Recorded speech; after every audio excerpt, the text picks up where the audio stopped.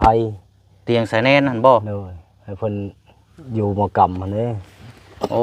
นี่พี่น้อยเตียงนั่งอยู่นี่เป็นเบิ่งเด้อเฮามาเบิ่งกันโอ้เจ้าสิเฮ็ดเตียงเนาะ ให้เพิ่นอยู่ไผ นี่พี่น้อยกองพื้นกองไฟนี่ได้เนาะ เลย เออ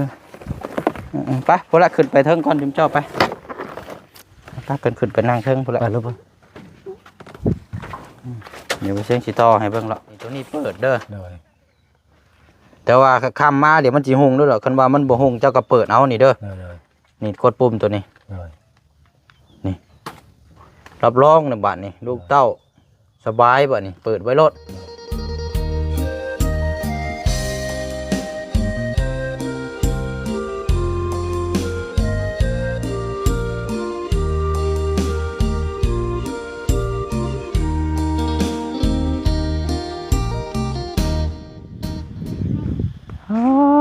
เนาะ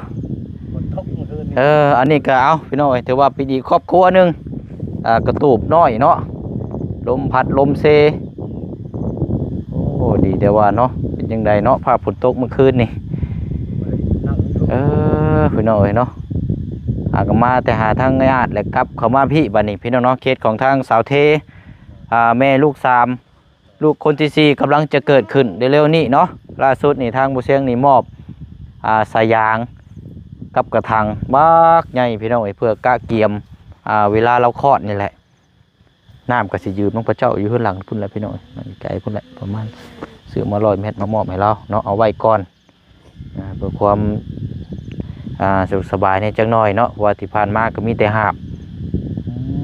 ปุ๊บพากันอยู่ห่มพุ่นพี่น้องเนาะเอาเดี๋ยวจะเข้าไปหาเพิ่นเนาะกราบสบายดีและสวัสดีพ่อแม่พี่น้องเบิดสุขสุขคนพบเจอกันอีกคือเก่าพี่น้องเนาะอยู่บ้านส่งขึ้นกับนครกระสอนพรหมวิหารแข้งสวรรณเขตเนาะเข้ามานี่ก็ลึกอยู่เนาะอันนี้ก็พี่น้องเพราะว่าคือหม่องเราอยู่นี่ก็เป็นที่ดินที่ดอนของทางข้าเจ้าเนาะมาพักพิงอยู่อาศัยอันนี้ก็พี่น้องเนาะบ่ฮู้ว่าเพิ่นจะให้โยกย้ายมื้อใดก็ยังบ่ฮู้อันนี้ก็เนาะจักสิฮอบไปทางใดและเราก็เนาะเอาเริ่มต้นง่ายๆเลยจากเคสนี่ทางหมู่แซงก็ได้รับต่อจากช่วงทางหลวงพ่อเนาะหรือว่าย่าอยู่บ้านนี่แหละพี่น้องแต่ว่าเพิ่นอยู่เมืองชนเพิ่นส่งข่าวมาให้เนาะให้มาเบิ่งมาแยงมีเวลาเพิ่นว่าเนาะเขามาเยี่ยมยามเบิ่งแน่ว่าซั่นครอบครัวนี้ว่าซั่นเนาะก่อนหน้าก็มอบข้าวสารอาหารแห้งแล้วก็ล่าสุดก็แม่นทางกระสายางเนาะเอามื้อนี้ก็มีแนวมอบอีกคือกันเนาะมื้อนี้ก็มอบแนวแสงสว่างพี่น้องเนาะเป็นไฟโซลาร์เซลล์มามอบให้ทางครอบครัวเพิ่นนี่แหละพี่น้องเนาะเอาอันนี้ก็ต้องขอบคุณขอบใจขอบคุญขอบคุณทางแม่ใจดีเนาะคนเก่าคนเดิมที่ก่อนหน้าบ่เสียงซื้อข้าวสารมามอบให้แหละพี่น้องเนาะในอยู่ได้กินมื้อนี้ก็อีกรอบนึงเนาะพี่น้องเนาะเอาเดี๋ยวเข้าไปสัมภาษณ์ก่อนมื้อนี้ว่ารู้สึกว่าทางสาวเทนี่บ่อยู่พี่น้องบังเอิญมาพบเจอทางผัวเล่ามื้อนี้พี่น้องเนาะมา2-3 รอบ2-3 รอบแล้วบ่เจอมามื้อนี้พบเจอโอ้ยเป็นนี่ได้อันนี้เนาะบ่มีเตียงนั่งช่ำเนาะออกมาพี่เกินก็ได้พี่พาลูกเต้ามานั่งพี่ก็ได้นี่มาออกมาเนาะโอ้พี่น้องเอ้ยเอานั่งลงก่อนลูกนั่งงามๆเด้อ สบายดีเพิ่นลูก พี่นั่งมาหันหน้ากล้องพี่ลูกหันไปหากล้องบ่เสียงพุ่นเนาะเบิ่งลูกเบิ่งนั่งดีๆ เพิ่นเป็น โอเคเอาเนาะ สบายดี คนละสบายดีป้าลุงคนละลูก สบายดี พยางใจดี ใจเรือเนี่ย ใจดีแน่ มีเงินโยน จังจู จะบอกรถดุเด้อเก่งแล้ว เด่นเพิ่นเลย เงินปอนดิน เนาะเอา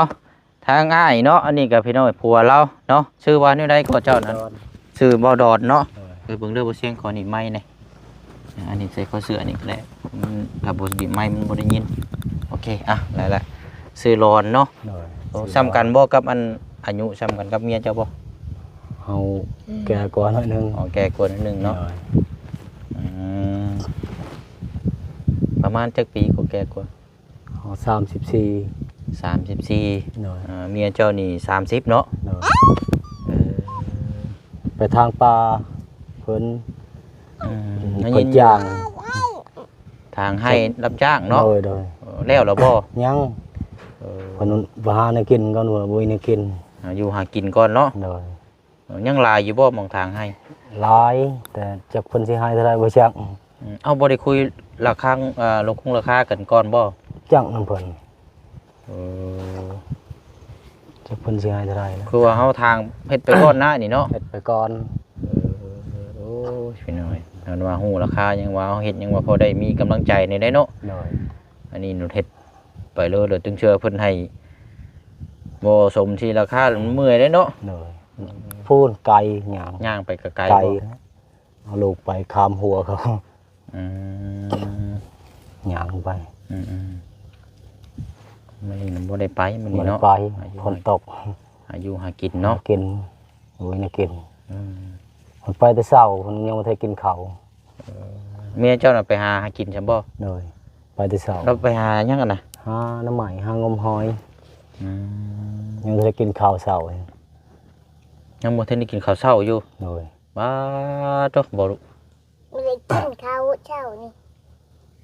ไปก่อน ทางว่าแท้กับเกลือเด้ฉันจะบ่ก็บ่ได้ใบเกลือบ่ ไม่ได้กิน เป็นหยังคือบ่กิน กินหมักม่วง อยู่หนองม่วง โดย เออใบเกลือกับน้ำตาลจะบ่เนาะอืมมีเบิดแล้วลูก มีเวท เบิดแล้ว โดย เออมีแต่นี่แหละบ่เสียงซื้อนี่มาอยู่มื้อนี้เดี๋ยวมีแต่ไข่แล้วไปต้มเอาเนาะยังบ่ทันได้กินข้าวเช้าอยู่กับข้าวกับน้ำมาแล้วเนาะ ฝนตกเมื่อคืนนี้ก็นั่ง ตรงแห้งบ่ให้เมื่อคืนนี่ แห้งทั้งลมทั้งพาแม่เมื่อคืนนี้แห้งนะ โอ้ยยังเด้อเนาะมันสาดเข้าไปในเปียกอยู่บ่ เปียก โอ้คว้ากันไปนั่งอยู่เจได้ใช่ นั่งแถวนั้นแล้ว ตูมพะยัง บุคือจีเห็นสภาพเราได้ไปหน่อยว่ามันบุเล่นในเนาะมองจะอยู่เนาะ นะ มันสีชงเข้าไปพุ่นเลยไปหน่อยนะเป็นบุเล่นน้อยแล้วก็เวลาลมสาดทางเข้าไปนี่พากันกองอยู่เจนะคันยอกันเนาะนี่แต่ว่าอันมันกระตกบ่ได้หึงแน่เนาะ หน่อย เนาะอันท่าง่ายนั่นบ่ได้เป็นคนบ้านนี้แล้วเนาะเจ้าเนาะ เลยอยู่พลาน มาแต่พะลานเนาะ หน่อย เมืองพะลานไซพี่น้อง สู้เพิ่น มาสู่เมียอยู่พี่ หน่อย อันน่ะอยู่บ้านไหนก็ อยู่บ้านกระซก บ้านก็ซ บ้า บ นกระซกค เข้าไปทางใดไอ้ ำเข้าไปทางนาแก่ทางจุดซุ่มนี่นะนายยันไต อ๋อไปเส้นนี้เนาะ เลย อืมนะลูกมานั่งพี่กึ่งนี่มาในนี่ก็ได้อ่ะ ลองไปเลย เอามานั่งรถขอนไม้เจ้านี่เอา นั่งทุนเป็นให้เพิ่นเนอะ มันยังพากันสิเฮ็ดหยังซะนั่นน่ะ สิเฮ็ดเตียงให้เพิ่นอยู่นั่นไผ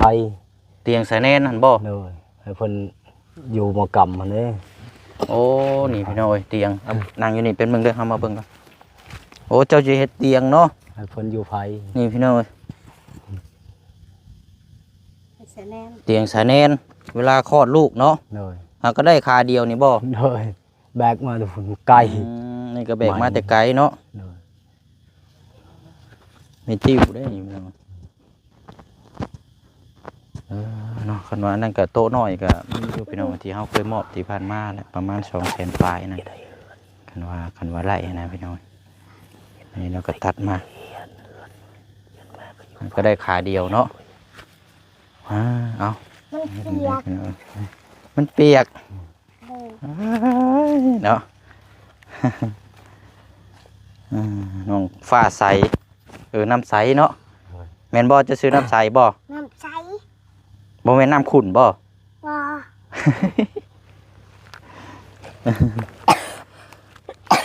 ใช้อยูลูกเต้ากับบ่ได้เป็นไข่เป็นไอเนาะเจ้าเนาะเศร้าเลยเนาะ เศร้าแล้ว นี่แหละอันน้ำในได้ซะอันบ่ได้ดึงสะยงสะยางมานี่บ่ พุ่นดึงน้ำเพิ่น บัดยาใส่แล้วก็แม่น กูมา กูไว้เนาะ ยันคือเจ้าหลัก แม่น ยั นั่ น นแห คื ละ อเจ้าหลักตัด ดีแล้วถึงอยู่บ่พอดีบ่ พรี เพราะว่า100 เมตรแล้วเฮาซื้อมาให้มื้อนั้นน่ะ เลย อันกระถางน้ำได้ใส่จูเจได้ น้ำเชื่องไว้แจแล้วนั้นยันเขาเห็น อยู่ข้างหลังพุ่นบ่ เลย หาแล้วก็หาไผบัดขังไว้บ่ เลยเวลาในครับเอาไว้ นี่นะมื้ออื่นก็มันไปเวียกต่อมื้อเนาะ เลยไป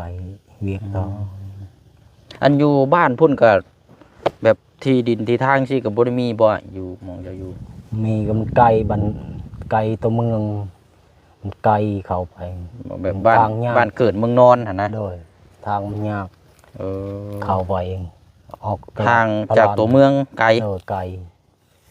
ออกไปคือแต่เช้าจะค่ โอ้ ำทางก็ยากลอยไปฝนตกไปสิไปไม่ได้แล้ว ฝนตกนี่แล้วเลยเนาะ แล้วเลย ไฟฟ้ามีบ่ ไม่อยู่ทางยาก แต่ว่ามันทางยากเนาะ โดย ก็ได้เลือกมาอยู่พี่ โดย อยู่พี่กะนี่แหละเนาะอันนี้ก็ที่ดินก็ของเขาเจ้าเนาะ คำกูเจ้ายังบ่มีเงินทอนเพิ่น เออ แต่เพิ่นสิให้ในยามใดยังบ่จัก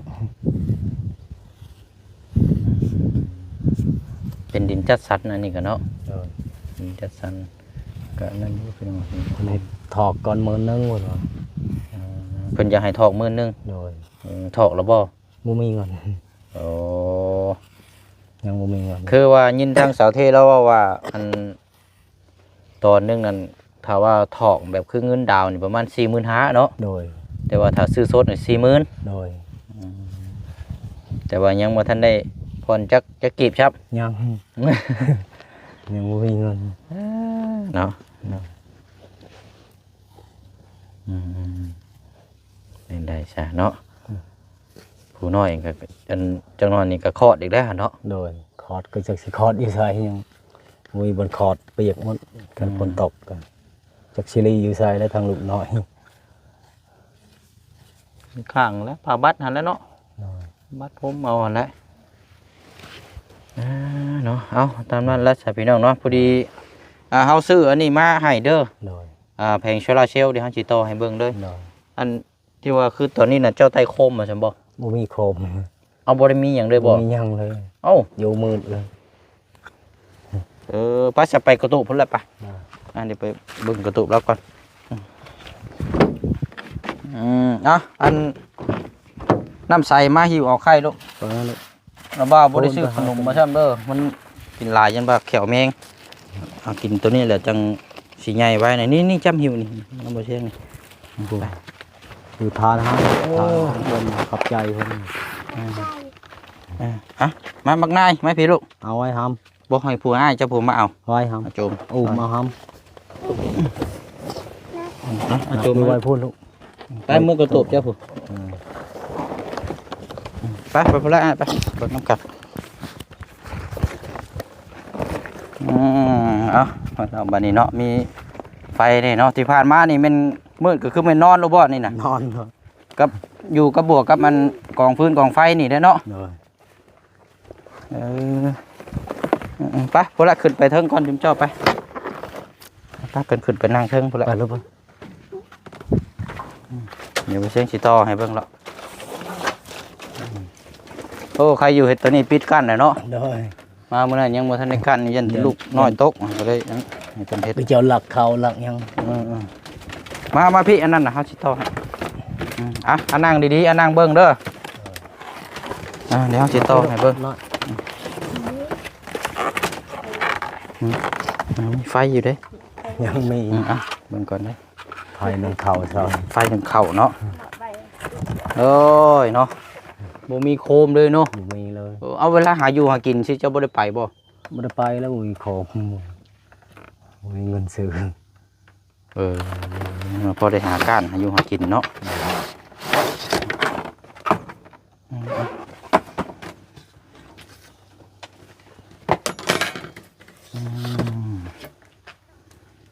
สิโตให้เบิ่งแล้วเจ้าจังเอาติดตั้งขึ้นเองเด้อ โดย สิลองให้เบิ่งอันนี้700,000 โดย 700,000กีบประมาณพันปลายนี่แหละพี่น้องเนาะ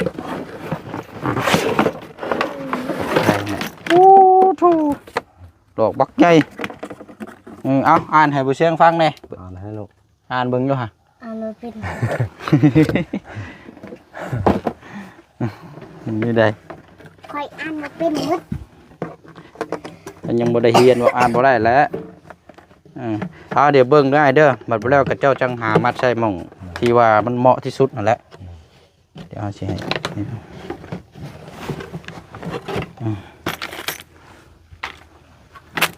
ใส่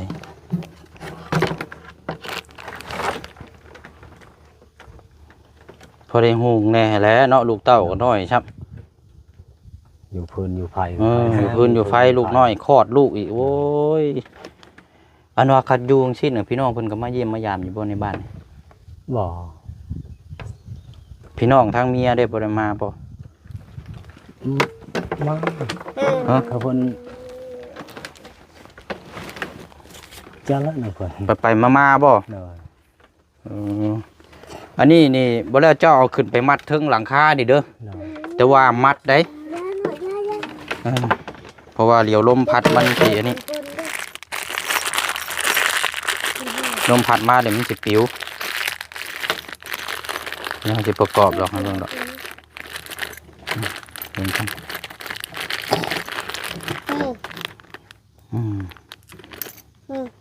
โทรศัพท์ เบิ่งเอาขามนใส่ไป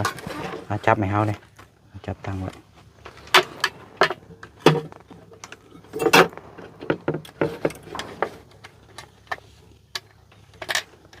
ทุกแล้วก็ฮ้อนอันนี้เนาะใช่เบิ่งย้ำมาใกล้ๆ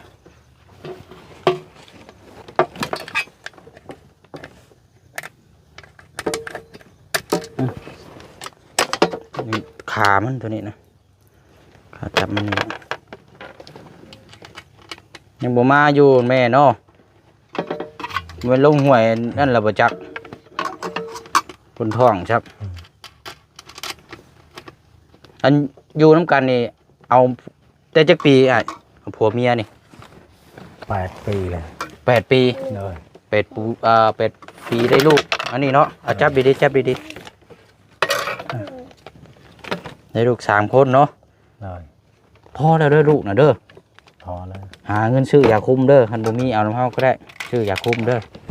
แต่ว่าอันที่อยู่นี่มันกินอยู่แม่นบ่ยาคุมนะเมียเจ้านะ กินแต่เมื่อก่อนอยู่บ้านเฮาน่ะทางมันยากบ่มีเงินเลย โอ้กินอยู่ก็เลยอัน นี่ให้ได้ ขาดนั่นน่ะ เออ ฝนตกทางไปก็ กินอยู่แต่ว่าบัดมื้อนี้บ่มีเงินไปซื้อยาคุมมาทางมันไกล เด้อ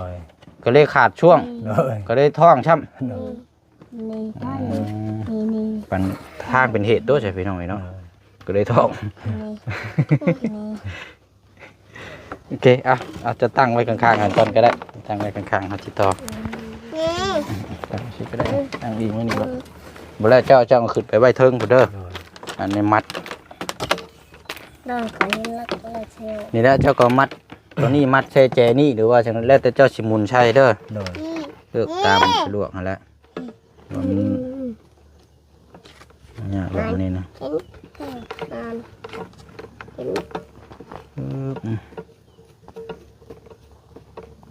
เอหลอกปากไงบาดนีเอานี่แหละโอ้คือทีวีแท้นี่เนาะคือโตัวทัดแท้นี่โอ้เป็นเต้นอยู่ด้วยฮะ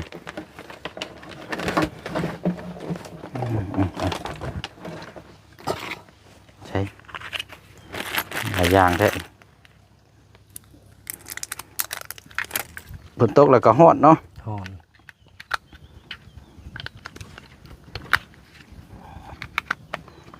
เอาบานนี้เฮ็ดเดี๋ยวเราสิทดสอบมันก่อนอันนี้แบบมันนี่นี่ปิดเปิดปิดเดี๋ยวเขาจะบอกเจ้าเด้อเอาไอ้นี่เด้อ เด้อ นี่ตัวนี้เปิดเด้อ เด้อ แต่ว่าข้ามมาเดี๋ยวมันสิหุงด้วยหรอกคันว่ามันบ่หุงเจ้าก็เปิดเอานี่เด้อ เด้อเด้อ นี่กดปุ่มตัวนี้ เด้อ รับรองนะบัดนี้ลูกเต้าสบายบัดนี้เปิดไว้รถ เด้อ ตัวนี้ปิดตัวนี้ เด้อ เอาลองกดเบิ่งอยู่ฮะ ปิดเอาเปิดเบิ่งโอเคเอาอ้าวเรียบร้อยพี่น้อยแล้วนั่นแหละเนาะง่ายๆเลยง่ายเนาะหันละลูกเด้อท่านั้นก็มีแต่ว่านะพากันเจียวไข่กินเนาะ โดย ไข่กินนั่นแหละเอายำมาใกล้ๆนี่ก็ได้เอาเดี๋ยวอันมานุกไปได้ขอบบุญขอบคุณทางผู้ใหญ่เพิ่นก่อนมายับเข้ามามาใกล้ๆแล้วไม่ค่อยเห็นใช่ไหมน้องอ่ะยันละไผ่มันสับเล่านี่แล้วเดี๋ยวละเอาจังมากัน